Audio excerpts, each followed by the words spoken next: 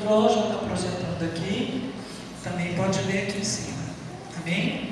Lucas 24, a partir do verso 13, diz assim: naquele mesmo dia, naquele mesmo dia, dois deles estavam de caminho para uma aldeia chamada Emaús, distante de Jerusalém 60 estádios, e iam conversando a respeito de todas as coisas sucedidas. Aconteceu que, enquanto conversavam e discutiam, o próprio Jesus se aproximou e ia com eles. Os seus olhos, porém, estavam como que impedidos de o reconhecer. Então lhes perguntou Jesus: o que é isso que vos preocupa? E o que ides tratando à medida que caminhais? E eles pararam entristecidos. Um, porém, chamado Cleopas, respondeu, dizendo: és o único, porventura, que tendo estado em Jerusalém, ignoras as ocorrências destes últimos dias? E lhes perguntou: quais? Explicaram o que aconteceu a Jesus, o Nazareno, que era varão, profeta, poderoso em obras e palavras, diante de Deus e de todo o povo. E como os principais sacerdotes e as nossas autoridades o entregaram para ser condenado à morte e o crucificaram. Até aqui. Pode sentar, Cristo. Deus abençoe. Aleluia. Deus eterno, fala conosco através da tua palavra, que foi lida e será explanada. Espírito Santo de Deus ilumina as nossas mentes, nossos corações e nos fortalece nesta hora, Senhor da glória, trazendo um alívio, o refrigério, o bálsamo, o hálito do Senhor nas nossas vidas, o consolo e o conforto, Senhor, para toda a família, ó Deus amado da Laíde, da Marlene, da Sirene, ó Deus querido, que o Senhor abençoe da Divina, abençoa eles, Senhor, abençoa as nossas famílias também, nós te pedimos, abençoa as famílias da igreja, fala conosco em nome de Jesus, amém. Queridos, hoje nós vamos falar desse texto, vocês conhecem muito bem, eu vou colocar o tema aqui, caminho para Emaús, e vamos analisar um pouquinho o contexto desse texto, para a gente poder realmente ficar mais, entender melhor o texto da palavra do Senhor. Aqui diz no contexto, nós encontramos os personagens, nós encontramos dois discípulos, queridos irmãos, que o texto diz que estavam indo para Emaús. Nós encontramos Jesus que se põe do lado deles como um viajante. Emaús, a distância de Emaús para Jerusalém era aproximadamente 11, 12 quilômetros. Não era muito longe, é uma caminhadinha boa, né? 1 hora, 2 horas ou mais, assim, mais ou menos. E eles estavam deixando, esses dois discípulos estavam deixando Jerusalém e indo para Emaús. Nós vemos, queridos irmãos, no texto cita o nome de Cleópatas. Esse aqui era um dos discípulos de Jesus também. Jesus tinha os apóstolos, que a gente falou hoje, e nós vimos que na tradição, para ser apóstolo, era preciso ter conhecido Jesus fisicamente, ter visto, testemunhado os seus milagres, as suas curas, as suas ministrações. Então, quando a gente lê Efésios 4:11, que fala, e Ele mesmo chamou, escolheu uns para serem apóstolos, queridos irmãos, evangelistas, pastores, e aí ele fala ali, mestres, e esses 5 dons que o Senhor dá para poder cuidar da igreja dele. Então, nós vemos, eles tinham todo esse cuidado, que somente era apóstolo aqueles que tiveram, ou que viram, ou tiveram uma experiência com Jesus, Hoje nós vemos várias pessoas hoje chamadas de apóstolo, e assim nas devidas igrejas. Muito bem, Jesus se coloca diante deles e esse caminho de Jerusalém a Emaús era um caminho muito movimentado. Então, tanto ia gente para lá, como vinha gente para cá. E era normal, era comum você estar caminhando, né? Ali eram dois caminhando, e de repente ter mais alguém que também ia naquela direção, ou vinha naquela direção. E diz o texto aqui claramente. Então, esses dois discípulos, queridos irmãos, eram discípulos de Jesus e não apóstolos, como eu estava falando. É possível que eles fossem daqueles 70 que Jesus tinha encaminhado. E, segundo a tradição, alguns estudiosos que não citam o nome do segundo discípulo, esse segundo discípulo possivelmente era o próprio Lucas, que está escrevendo, relatando a história e não quis falar de si mesmo. Então nós vemos, e depois ele faz todo esse livro todo apurado, e realmente é possível que seja o próprio Lucas que está escrevendo esse livro aqui, o Evangelho, e não quis revelar. Esse outro discípulo era eu estava ali. Muito bem, e Lucas, queridos irmãos, então relata isso daqui com muito, sabe assim, a gente vê com muito detalhe, muito interessante. E esses dois, eles tinham acabado, queridos irmãos, de presenciar, porque eles eram discípulos, então eles estavam por dentro de tudo que tinha acontecido com Jesus.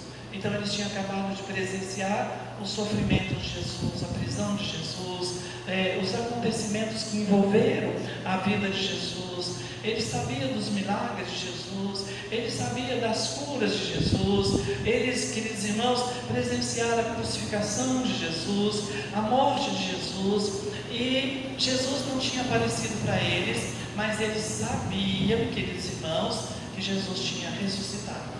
É tanto que no versículo 22 ele fala assim, é verdade também que algumas mulheres das que conosco estavam nos surpreenderam, tendo ido de madrugada ao túmulo e não achando o corpo de Jesus, voltaram dizendo terem tido uma visão de anjos, os quais afirmaram que ele vive.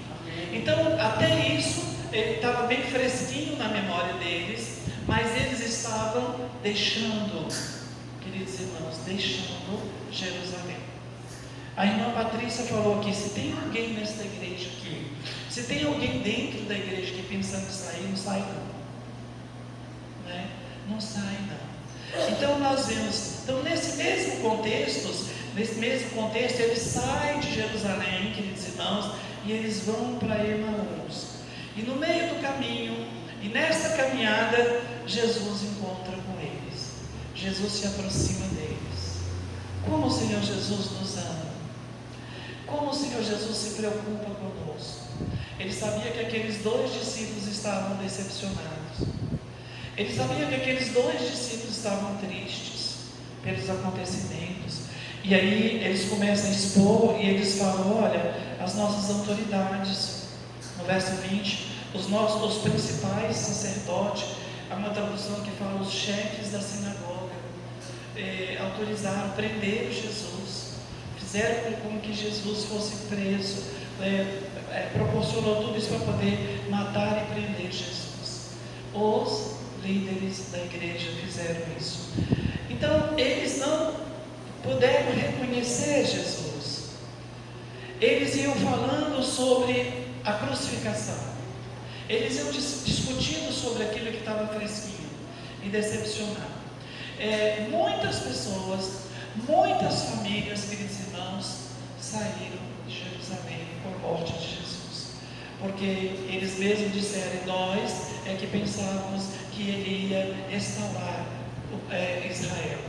Ele que ia mudar politicamente. Ele que ia ser o rei, que é o rei que nós estávamos esperando para mudar essa política. Mas Jesus não veio para tomar o trono de César. Jesus não veio para reinar, queridos irmãos, no governo, mas ele veio para reinar nos nossos corações. Amém. Glória a Deus por isso. Então, até os seus discípulos pensavam, nós pensávamos isso, mas mataram. E umas mulheres aí disseram que ele está vivo. E assim, acho que eles nem estavam acreditando de verdade que Jesus tinha ressuscitado, queridos irmãos. Então nós vemos aqui, eles não conhecem Jesus. O verso 16 fala: os seus olhos, porém, estavam como que impedidos de o reconhecer. Talvez Jesus fez com que eles não o reconhecessem mesmo, não é? Mas, queridos irmãos, se tem uma coisa que muitas vezes, né, enquanto eu preparava aqui, eu chorava muito, eu disse: está falando comigo, está doendo aqui também. Então eles iam falando, porque quando tamanha é a tristeza que a gente tem, ou a frustração, ou a angústia, queridos irmãos, que vem no nosso coração, às vezes a gente não consegue sentir a presença de Deus. Às vezes a gente não consegue sentir a presença do Senhor Jesus. Às vezes a gente fica com um dia quase que assim: eu estou abandonado. Disconnected. Por que Deus, né? Então você começa a pensar outras coisas. Então Jesus possivelmente fez isso, por quê? Para os levar, queridos irmãos, a uma condição espiritual apropriada. E nós vemos então que Jesus, eles então viram para Jesus e falaram: acaso você é um dos únicos que estava em Jerusalém e não sabe dos acontecimentos?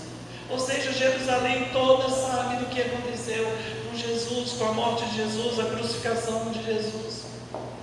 Então muitas vezes a tristeza ela pode nos impedir da gente reconhecer a presença de Jesus.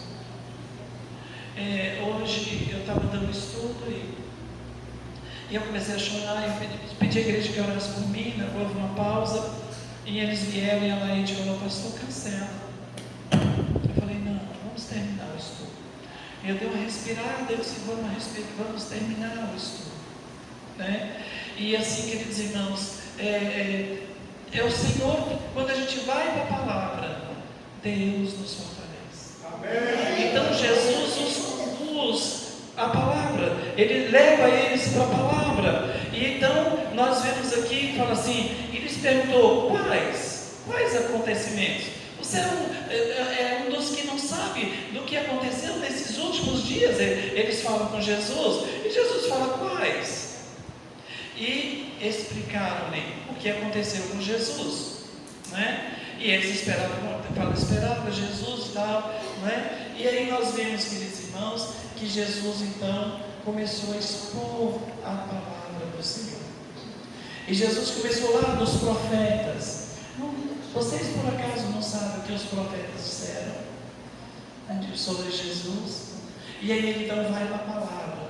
Então Jesus pega aqueles dois discípulos tristes, aqueles dois discípulos que estavam abatidos, aqueles dois discípulos com seus pensamentos, né, abalados, com seus pensamentos: agora podemos ir embora de Jerusalém. Está tudo acabado. Está tudo acabado. Quando a minha sogra perdeu o seu filho, o irmão da Carmen, ela tinha 90 anos e o filho foi com 45 anos. Já vai fazer agora 3 anos, né, amor? Em abril. Então, quando nós chegamos no sepultamento, ela falou: agora tudo está acabado. Acabou tudo. Então, para ela. E nós vemos então, queridos irmãos, que aqui os discípulos estavam, quem sabe, com esse pensamento. Quem sabe, como eu falei antes, muitas pessoas estavam deixando Jerusalém, porque vai continuar o jugo dos romanos sobre nós. Vai continuar essa taxa de imposto vai ser continuando alta sobre nós, não é? Então nós vemos, então Jesus os leva para o ensinamento das Escrituras. Deixa eu achar o versículo aqui, é o 25.